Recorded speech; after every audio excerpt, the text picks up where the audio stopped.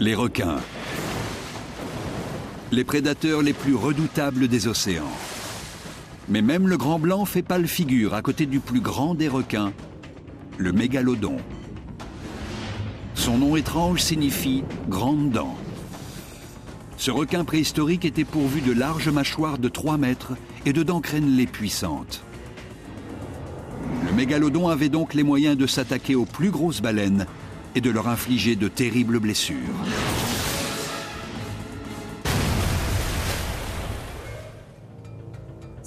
Ces dents mesuraient de 15 à 18 cm, taillées en triangle. Elles avaient la forme de la lame du couteau à viande. La disparition du mégalodon intrigue les scientifiques. Ils s'efforcent de découvrir sa forme et sa taille exacte et de percer le mystère de son comportement.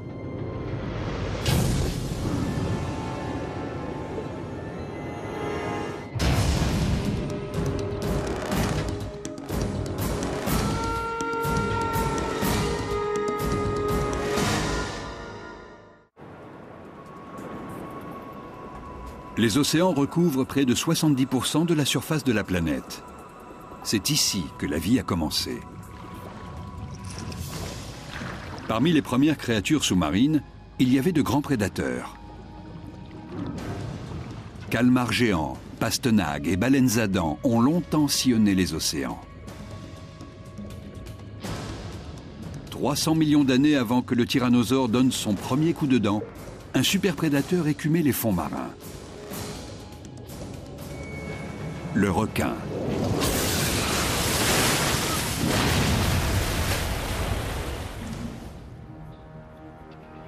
Les paléontologues ont découvert des témoignages fossilisés de ces prédateurs qui remontent à plus de 400 millions d'années. La biologie de ces requins est restée étonnamment stable tout au long de ce règne.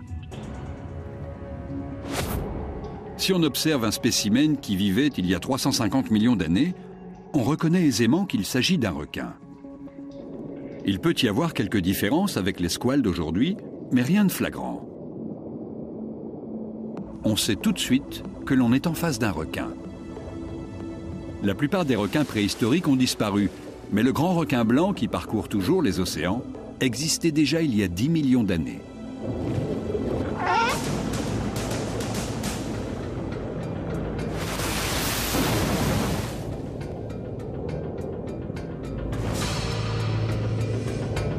C'est le plus grand prédateur des mers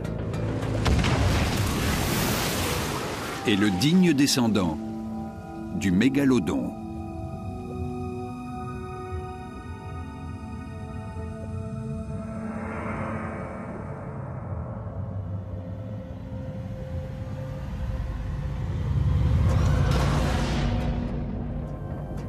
Le mégalodon est un requin géant apparu il y a près de 25 millions d'années.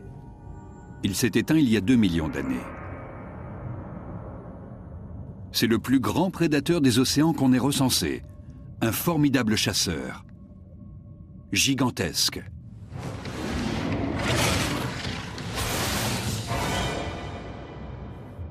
Une créature unique.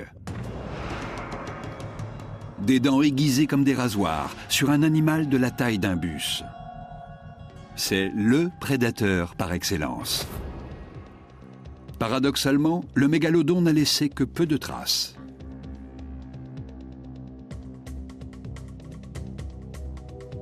On ne sait pas exactement à quoi ressemblait le mégalodon.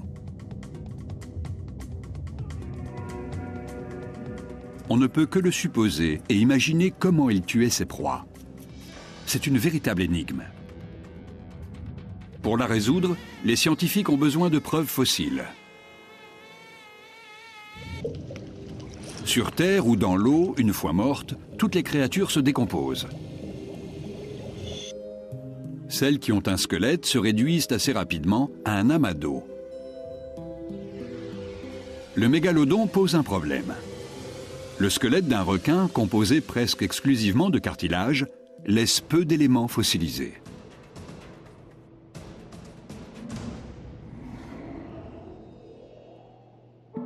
Le cartilage, matière translucide et élastique, constitue la structure du corps.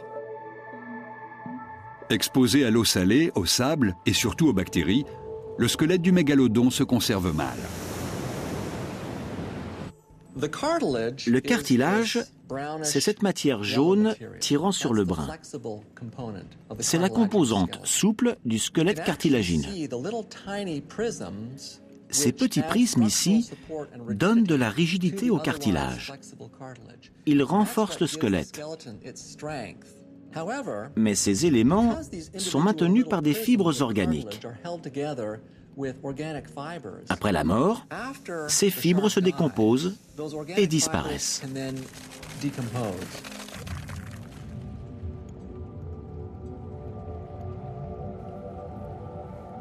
En quelques semaines, le cartilage se désintègre. En revanche, les dents résistent à l'usure du temps, protégées par leur revêtement d'émail.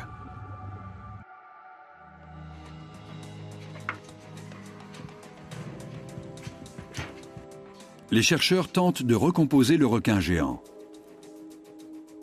Les seuls autres éléments retrouvés sont des fragments de colonne vertébrale. Calvert Cliff est un endroit bien connu des collectionneurs de fossiles.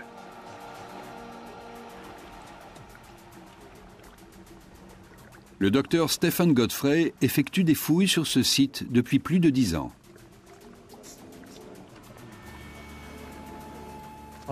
La marée est basse. Parfait. Accompagné du docteur Breton Kent, Stephen Godfrey examine la zone. Voilà une dent de requin, une petite. Bien. Et là, il y a un os. Elle doit provenir d'un requin de plus de 30 mètres. Il manque la racine. Venez voir ça! Le docteur Stephen Godfrey repère quelque chose d'intéressant sur la paroi de la falaise. Regardez ça! Un gros poisson? Oh, ce n'est pas vraiment gros, mais c'est en bon état. Ah, c'est formidable. On voit bien les dentelures. Regardez. C'est prodigieux. Regardez ça. Magnifique. Stephen Godfrey a découvert une dent de mégalodon datant de 10 à 12 millions d'années.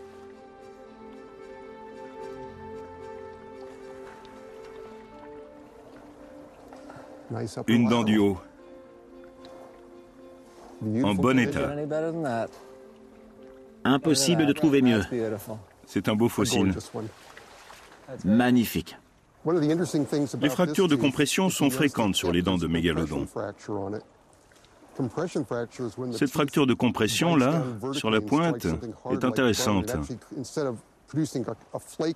Lorsque la dent heurte quelque chose de dur, un os par exemple, sa pointe se réduit en poudre.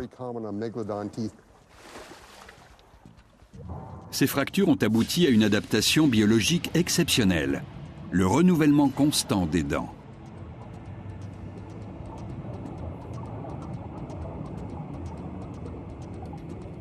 Au cours de ses 25 années d'existence, un requin use à peu près 20 000 dents. Chez d'autres prédateurs, comme les crocodiles, elles repoussent également. Mais le requin est le seul à en avoir autant en réserve. Elles sont situées de part et d'autre de la gencive.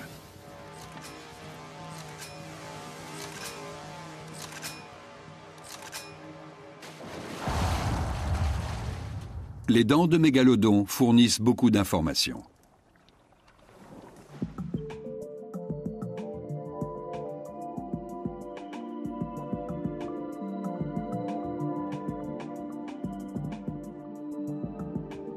En 1909, les paléontologues du Muséum d'histoire naturelle de New York construisent ce qu'ils pensent être une parfaite réplique d'une mâchoire de mégalodon. Le résultat fait froid dans le dos. Une ouverture béante de 3 mètres, dotée d'une multitude de dents terriblement aiguisées.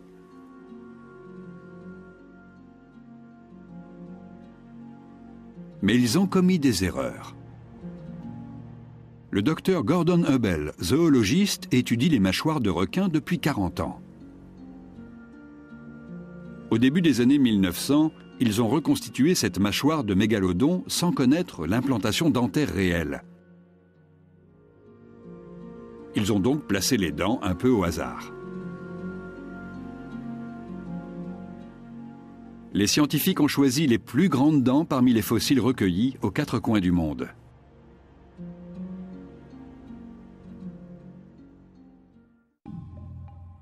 Ce travail effectué en 1909 pose plusieurs questions. Les dents du mégalodon étaient-elles tout aussi impressionnantes? Les chercheurs n'ont-ils pas surestimé leur nombre? Le mégalodon possède plus de dents que le grand blanc. Ces deux prédateurs sont-ils comparables? Le débat reste ouvert.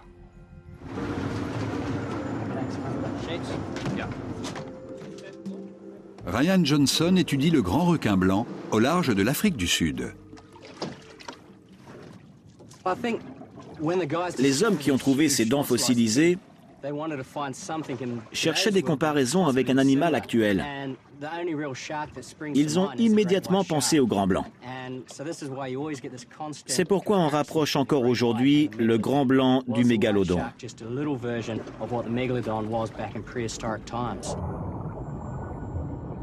Le grand requin blanc tient une place particulière dans l'esprit des marins. Une question obsède les spécialistes. Quelle est la taille maximale d'un grand requin blanc? N'importe quel pêcheur vous dira « Mon bateau fait 6 mètres et il dépassait de près d'1 mètre à l'avant et autant à l'arrière, ce qui doit faire 7,50 m, 8 mètres. » Mais c'est faux. En fait, les plus imposants spécimens mesurent près de 6 mètres et pèsent au maximum 1,8 tonne.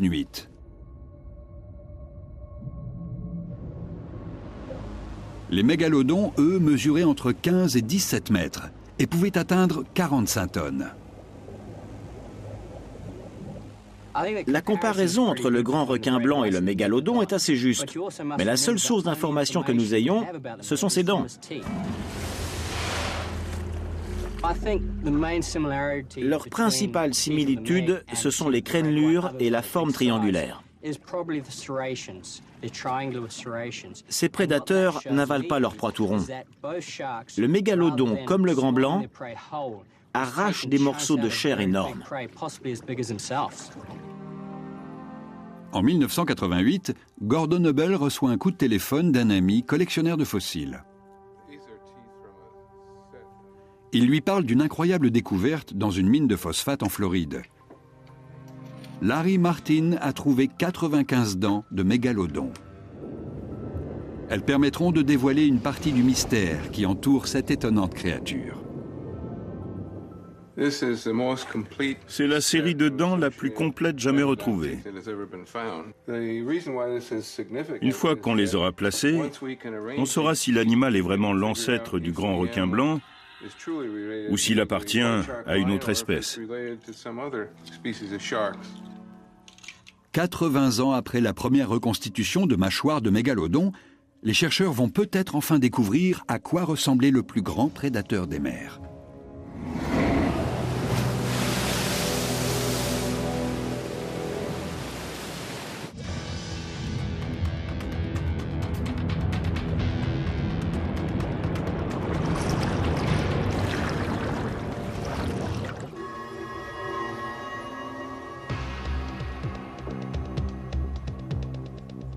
Une question obsède Gordon Noble.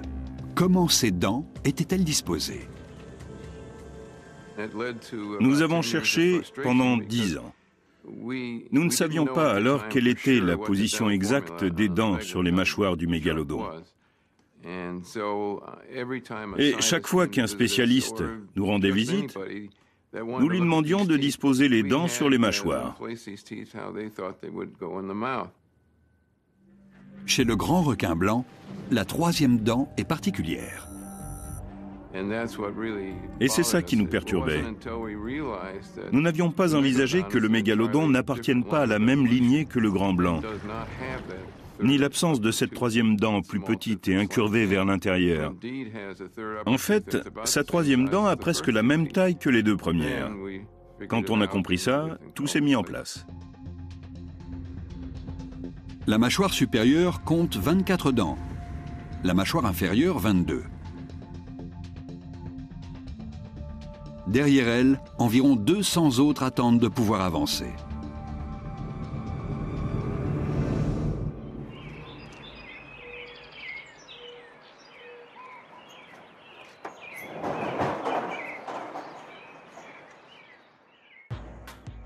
John Babiars, collectionneur de fossiles, a amassé une énorme quantité de dents de mégalodons. Avec l'aide du conservateur Brad Archer, il crée une réplique parfaite de ces mâchoires. Personne n'avait fait ça avant nous, du moins pas à la même échelle. Les deux hommes tentent de trouver le bon agencement des dents à partir des images de grands blancs et des premières reconstitutions de la mâchoire du mégalodon. Nous ne pensions pas réussir à placer toutes ces grosses dents, à moins que ce requin n'en ait eu 4 rangées, ce qui n'était pas le cas. On commence par poncer les dents. Puis, on perce un trou à la base de chacune d'elles. On y introduit une tige métallique qu'on fixe dans le moule de la mâchoire. Les chercheurs s'inspirent des connaissances de Gordon Hubbell.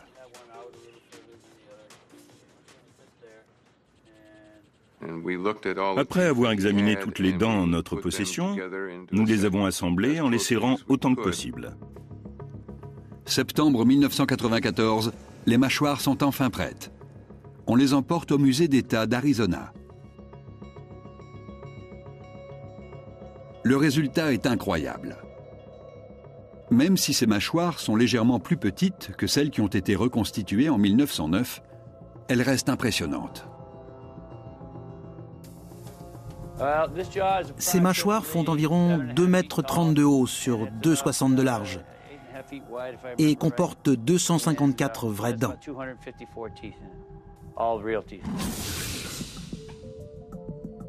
Maintenant qu'ils connaissent la taille des mâchoires, les scientifiques peuvent en déduire celle du corps. J'ai malheureusement été avalé par un mégalodon. Vous regardez dans sa gueule et je suis au fond de son estomac. Ici, je viens juste de passer sous l'épaule et l'énorme nageoire du requin. Je suis maintenant sous ce que la plupart des visiteurs pensent être les côtes de l'animal. En fait, c'est l'énorme système qui permet au mégalodon d'expulser le dioxyde de carbone et d'absorber l'oxygène de l'eau avant de le passer dans ses branchies. Le squelette exposé au Calvert Marine Museum donne une idée de la constitution du mégalodon. L'étape suivante consiste à faire un portrait réaliste du monstre.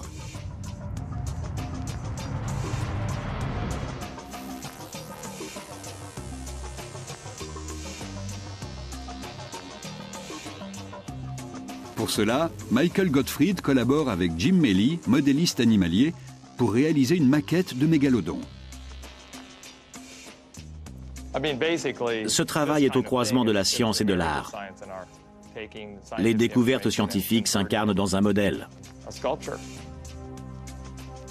Cette maquette grandeur nature est aujourd'hui au Muséum d'histoire naturelle de San Diego. Après des années de travail à partir de maquettes, de dessins et d'éléments réels, voici le résultat final. C'est la reconstitution de mégalodon la plus réaliste du point de vue de la biologie. Les scientifiques disposent désormais d'un portrait robot de cette imposante créature. Des centaines de dents pouvant infliger de terribles blessures.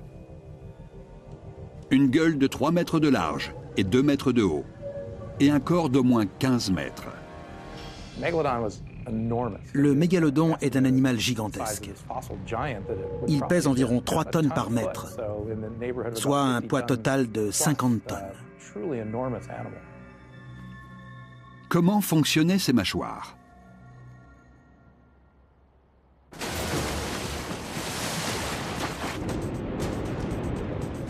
Pour le comprendre, les chercheurs étudient les morsures du grand blanc.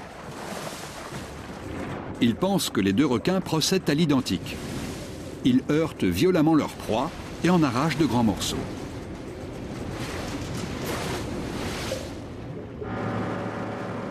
Ryan Johnson part en expédition au large de Mossel Bay, en Afrique du Sud.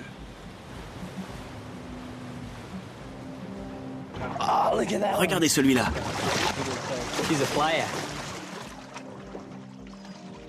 Le foie de poisson frais constitue un excellent appât. Les requins ne tardent pas. Le voilà. Le voilà. On tient ça fermement et vous allez voir, il va bouger la tête. Regardez, il la secoue. C'est un petit. Vous avez vu? Quand il a attrapé le morceau, il a commencé par mordre. Mais une fois qu'il le tenait bien, il a balancé la tête d'avant en arrière. Un mouvement propre au grand requin blanc. Il ne se contente pas de mordre. Il remue violemment la tête pour l'arracher.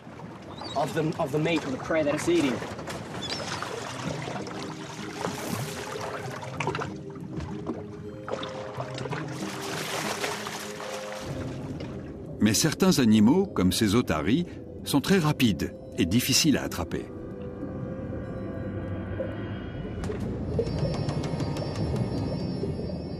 Le grand requin blanc a une stratégie.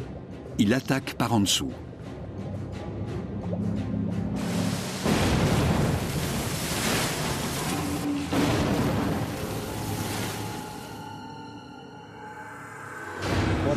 Imaginez cet animal de 10, 12, voire 15 mètres au fond de l'océan. Il regarde vers la surface et voit toutes ces silhouettes d'otaries. Il sait qu'il doit s'approcher le plus près possible. Il ne laisse aucune chance à sa proie.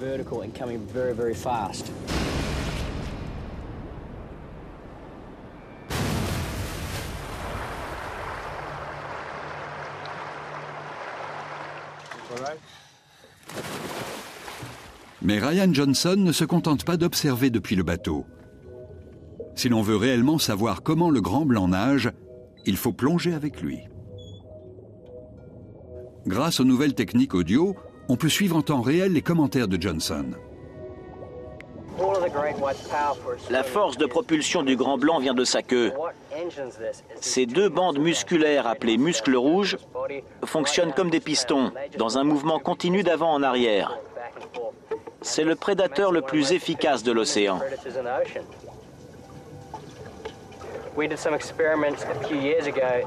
Les grands blancs sont capables de bondir hors de l'eau à près de 35 km/h.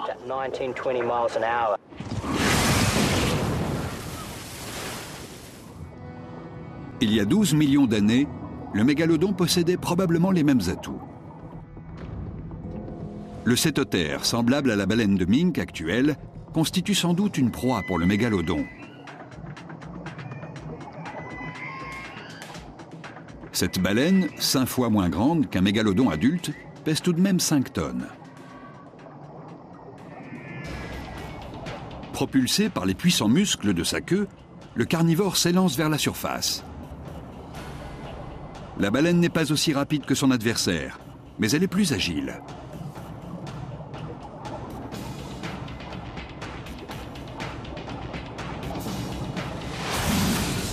La puissance et la vitesse phénoménale du mégalodon lui permettent de jaillir de l'eau en tenant une baleine de 9 tonnes dans sa gueule.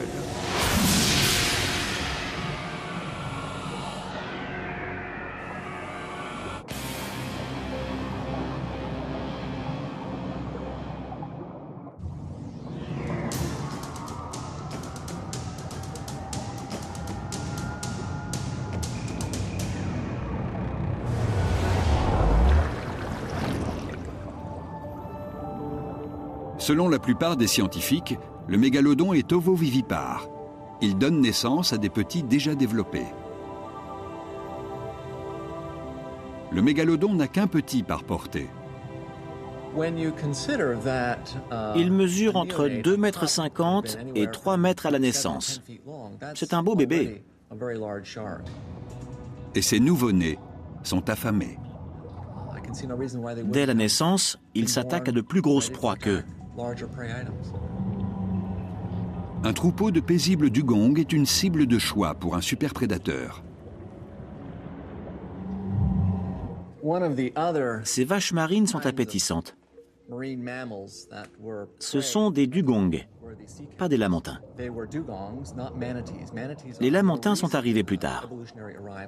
La queue des dugongs ressemble beaucoup à celle des dauphins. La queue des lamantins se rapproche de celle des castors. Le dugong adulte mesure 3,50 m, le bébé requin 3 mètres. Ce dernier a un léger désavantage, mais il n'y a pas que la taille qui compte.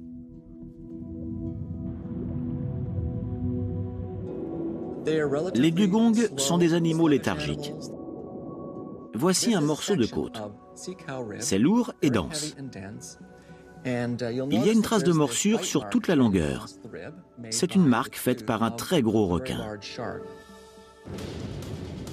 Le bébé requin affamé se lance. Un jeune dugong réagit trop lentement. Premier exploit d'une longue vie de chasseur.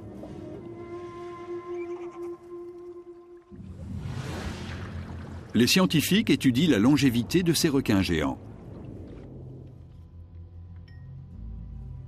Dans le laboratoire de paléontologie fossile du Muséum d'histoire naturelle de Floride, Bruce McFadden fait des recherches sur la durée de vie et les habitudes alimentaires des requins préhistoriques. Bruce McFadden étudie les anneaux de croissance de quelques rares vertèbres de mégalodons.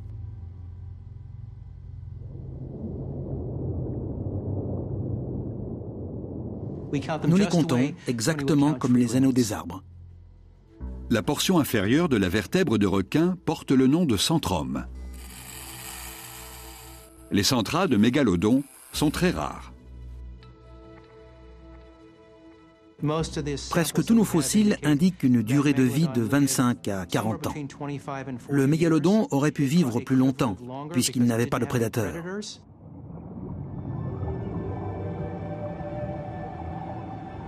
Le mégalodon doit avaler entre 600 et 1200 kg de nourriture par jour.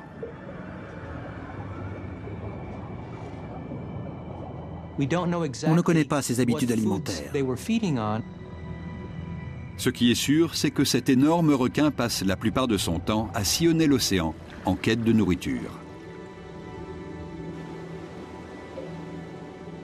Il y a 15 millions d'années, au Miocène, il y a l'embarras du choix.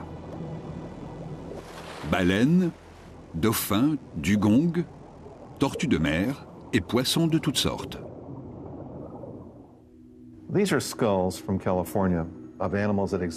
Ces ossements trouvés en Californie sont ceux d'animaux qui coexistaient avec le mégalodon il y a 15 millions d'années.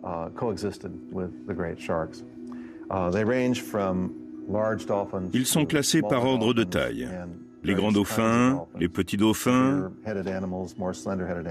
et il y avait aussi des lions de mer. Les cétauthériums forment le groupe de cétacés le plus représentatif. Ces baleines de 3 à 6 mètres vivent dans les eaux chaudes du monde entier.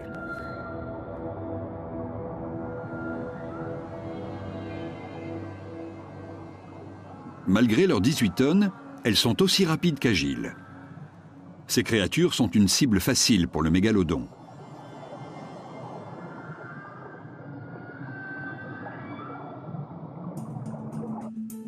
Un fossile de colonne vertébrale de baleine semble indiquer que le mégalodon rencontre parfois des difficultés à la chasse.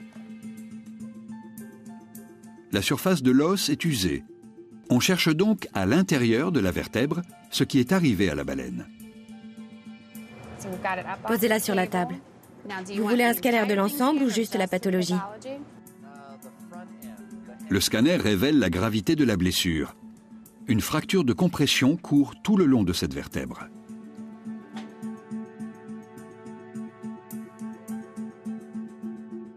Stephen Godfrey explique ce qui s'est probablement passé pendant l'attaque. Cette baleine a été heurtée par un mégalodon.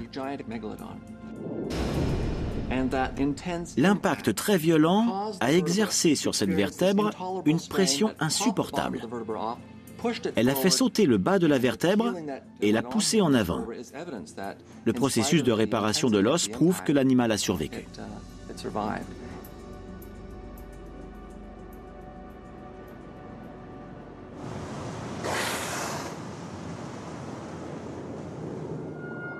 Le mégalodon regarde vers la surface de l'eau.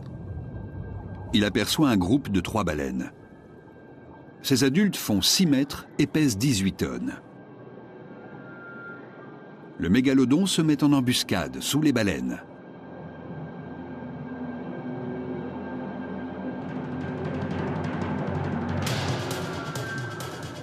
Les ondulations de la baleine gênent le requin, qui n'arrive pas à ajuster sa trajectoire.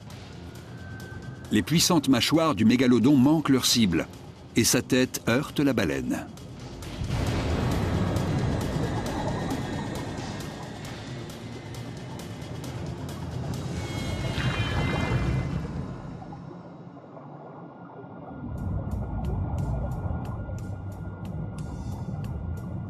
Il y a 20 millions d'années, un autre mammifère marin se montrait aussi agressif que le mégalodon.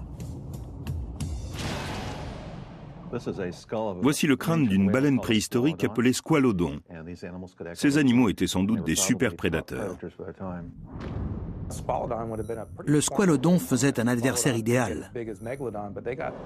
Cette baleine à grandes dents mesurait entre 7 et 9 mètres.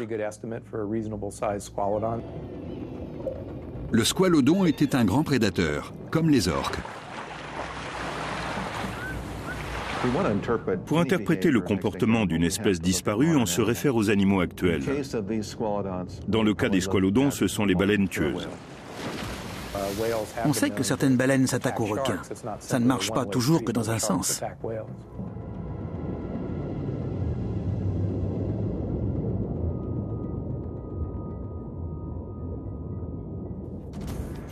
Un squalodon seul ne peut vaincre un mégalodon de 15 mètres.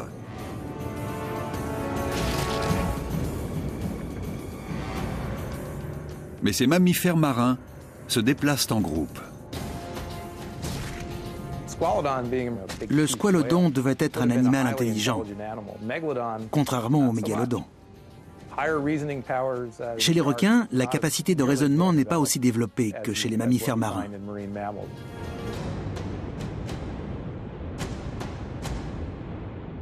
Malgré sa robustesse, le mégalodon sent ce terrible coup dans ses branchies.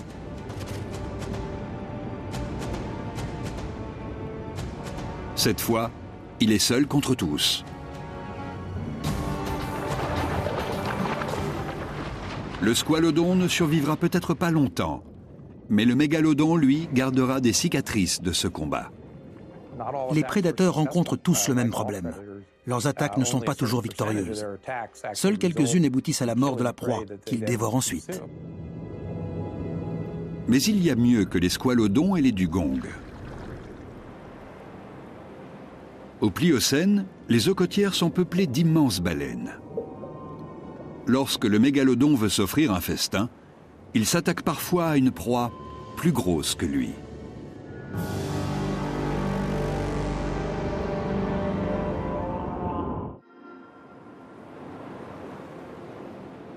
La baleine bleue est un animal magnifique. Ce grand mammifère marin est à la fois étrange et majestueux. Les baleines que le mégalodon attaquait il y a 5 millions d'années étaient tout aussi impressionnantes. Je me réfère à des créatures modernes, comme le rorqual ou la baleine bleue. C'était sans doute un animal migrateur qui fréquentait les eaux côtières. Il était probablement gris, avec une nuance plus claire sur le ventre. Ces baleines à fanon pesaient probablement un peu plus de 3 tonnes par mètre.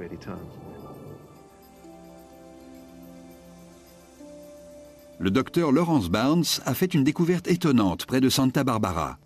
Une extrémité de dents de requin plantée dans le maxillaire d'une baleine.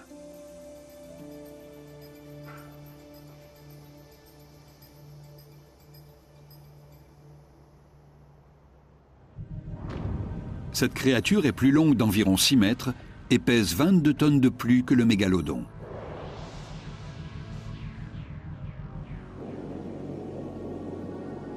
Mais le mégalodon ne peut pas laisser passer un si beau repas.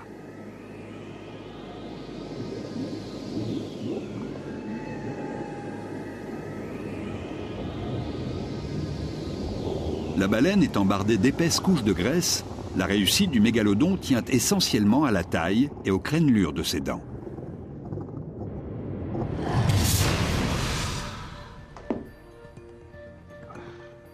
À l'université de Nouvelle-Galles du Sud, en Australie, le docteur Stephen Rowe étudie les mécanismes de la force d'occlusion chez les animaux.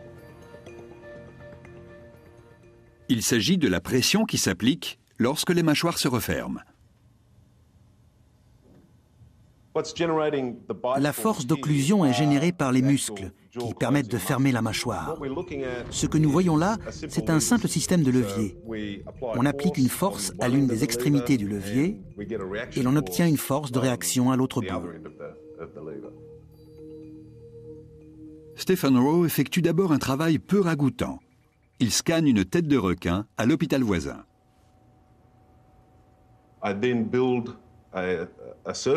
Ensuite, je crée une image sur l'ordinateur à partir de laquelle je fabrique une maquette en 3 dimensions.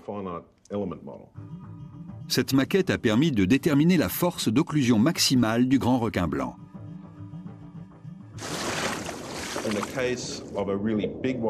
Pour un gros spécimen de grand blanc, on estime la force d'occlusion aux alentours de 2 tonnes. Peu d'animaux peuvent rivaliser avec ce squale. Stephen Rowe pense avoir une estimation assez exacte de la force d'occlusion du mégalodon.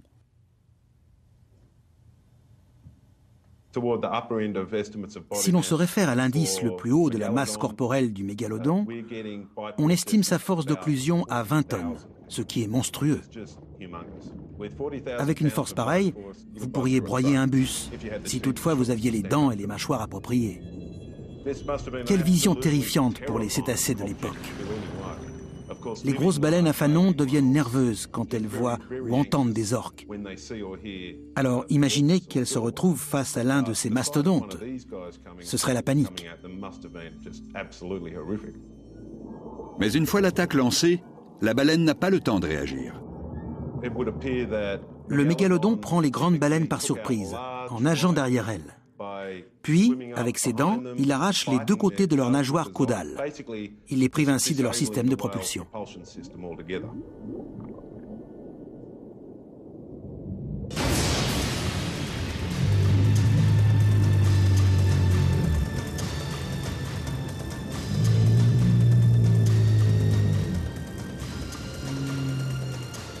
Pour la baleine, c'est la mort assurée. Son sang s'écoule d'une large blessure. Imaginez, vous êtes une baleine, vous nagez, quelque chose d'extrêmement rapide fonce et vous heurte violemment.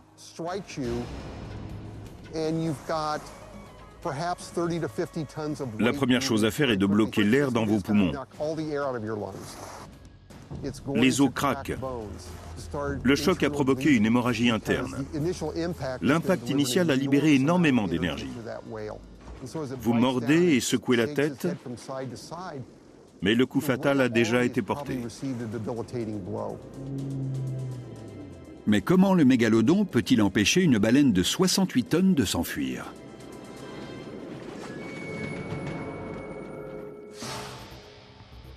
À la Wright State University, dans l'Ohio, Chuck Ciampaglio a mis au point une expérience qui montre le potentiel meurtrier du mégalodon. Un moulage en gel de haute densité remplace la chair de la baleine. Ce jeu de mâchoires mécaniques constitue la pièce principale de cette démonstration. Ces mâchoires sont intéressantes parce qu'elles peuvent non seulement s'ouvrir et se fermer, mais aussi opérer un mouvement vers l'avant, comme chez les lamnidés modernes, et sans doute chez le mégalodon. Les mâchoires métalliques sont solidement fixées à la table. La morsure est simulée en plaçant le moulage à l'intérieur de la gueule. Le requin commence par attaquer avec les dents inférieures pour bloquer sa proie. Les dents inférieures sont plantées sur environ 10 cm. La chair étant immobilisée, le maxillaire supérieur produit la morsure proprement dite. La mâchoire supérieure se referme sur la proie. Le mégalodon exerce ensuite une pression d'avant en arrière, jusqu'à détacher un morceau de chair. La mâchoire du bas reste ancrée, tandis que celle du haut arrache la chair.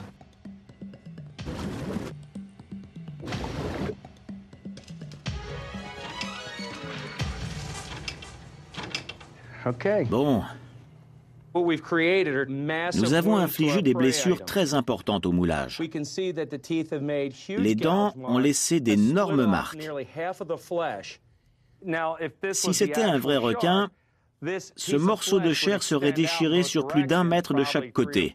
Et l'on aurait probablement 40 dents enfoncées à l'intérieur. Les mâchoires mécaniques ne laissent aucun doute sur la puissance du mégalodon.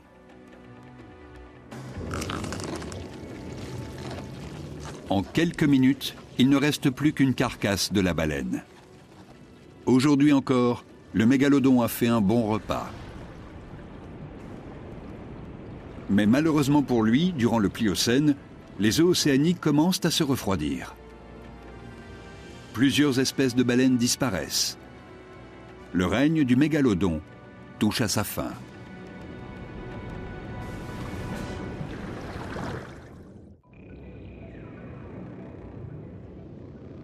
Le mégalodon a disparu au cours du Pléistocène, il y a environ 1 800 000 ans. Mais les scientifiques ne savent pas exactement pourquoi ce redoutable chasseur s'est éteint.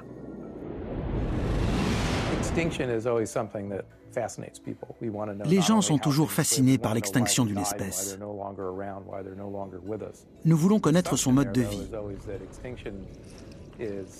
On suppose que l'animal qui disparaît est responsable de son extinction, mais ce n'est pas toujours le cas. De toute évidence, les espèces veulent assurer leur survie. Qu'est-ce qui a provoqué la disparition du mégalodon? Un autre superprédateur, comme la baleine tueuse? Certains avancent l'hypothèse du changement climatique. Les chercheurs n'ont pas retrouvé de dents de mégalodons fossiles vieilles de 2 à 6 millions d'années, époque à laquelle la température des océans a baissé. Et cela a pu avoir des conséquences sur les requins, habitués à vivre dans des eaux tempérées.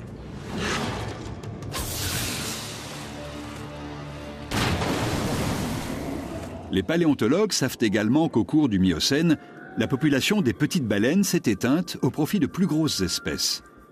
Et celles-ci préféraient peut-être les eaux plus froides, au nord.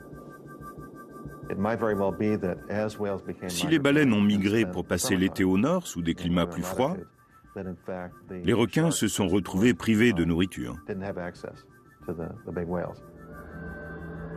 Au milieu du Pliocène, les grosses proies se faisaient rares.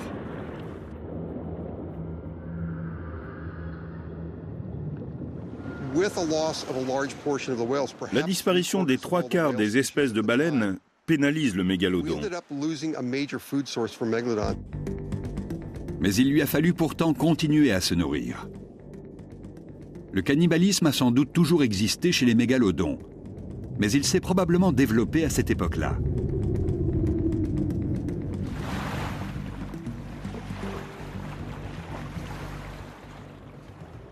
Les jeunes mégalodons deviennent la proie de leurs congénères plus gros et affamés. L'émergence de l'isthme de Panama modifie peut-être aussi les habitudes migratoires de certains animaux marins. Les scientifiques se sont penchés sur les conséquences de la disparition du passage maritime entre les deux Amériques sur les organismes marins. Si l'on prend les cachalots, certains dauphins, les orques, les mêmes espèces existent à la fois dans l'Atlantique et dans le Pacifique. Ont-elles contourné le continent par le sud? On ignore si la formation de l'isthme de Panama a affecté le mégalodon. Les savants cherchent toujours des indices sur le superprédateur en étudiant le grand requin blanc. D'abord, son remarquable système de chauffage interne, appelé gigantothermie.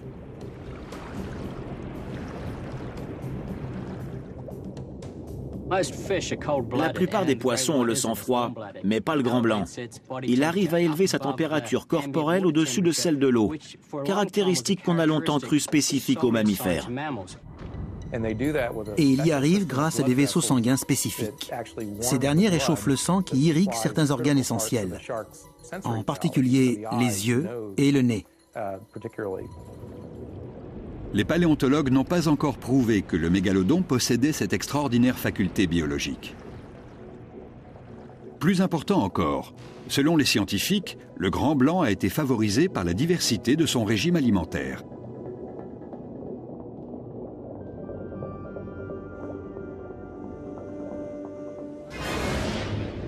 Alors que le mégalodon s'attaque essentiellement à de très grands mammifères marins, le grand blanc peut se contenter de poissons. Les grands blancs ont besoin de moins de biomasse. C'est plus simple pour eux que pour un superprédateur de la taille du mégalodon, qui lui a besoin d'une énorme quantité de nourriture. Le mégalodon a peut-être été victime de son appétit féroce. Mieux adaptés, les grands requins blancs ont pu se développer et peuplent encore les océans du monde entier. Mais existe-t-il réellement une parenté entre ces deux requins? La question divise les spécialistes. Pour Chuck Ciampaglio, il y a très peu de lien entre le mégalodon et le grand blanc. Il utilise l'informatique pour mettre en évidence les différences entre les deux espèces. Je souhaite que l'on attribue le nom de Carcharoclès mégalodon au mégalodon. Que l'on change son nom pour bien le différencier du grand blanc. Leurs dents ont bien quelques traits communs. Elles sont en triangle et crénelées. Mais les dents du grand blanc et celles de son ancêtre préhistorique ne portent pas de marque à la base, tandis que celles du mégalodon en ont une, en forme de chevron. Des agrandissements montrent que les dents du grand blanc fossile sont plus fines que celles du mégalodon.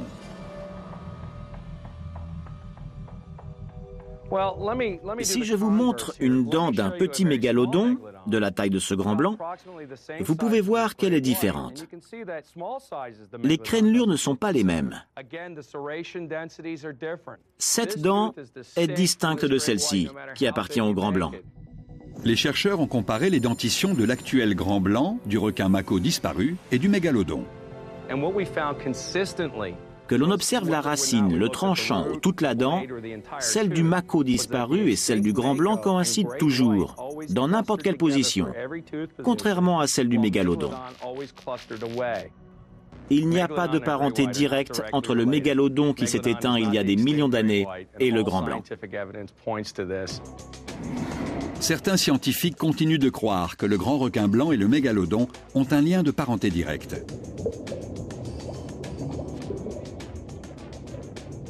Les vertèbres fossilisées de mégalodon en seraient la preuve. L'anatomie de la colonne vertébrale tend à prouver qu'ils sont relativement proches. Cette théorie se fonde sur les centras de vertèbres de mégalodon. Les centras n'ont pas livré tous leurs secrets. Ils méritent une étude beaucoup plus approfondie. Mais les centras de mégalodon sont rares. Le mégalodon a vécu 16 ou 17 millions d'années, mais nous n'avons trouvé qu'une douzaine de centras exploitables.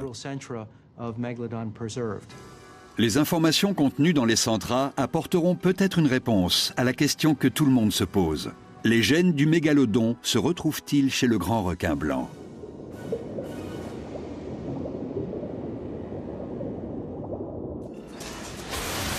Il y a un point sur lequel les scientifiques s'accordent. Nous avons encore beaucoup à apprendre sur l'anatomie et le comportement du mégalodon. L'association extraordinaire de sa taille, de la forme de ses dents, de la force de sa mâchoire et de son appétit a fait du mégalodon une créature exceptionnelle qui a régné 400 millions d'années. Grande Dent restera pour toujours le maître incontesté des océans.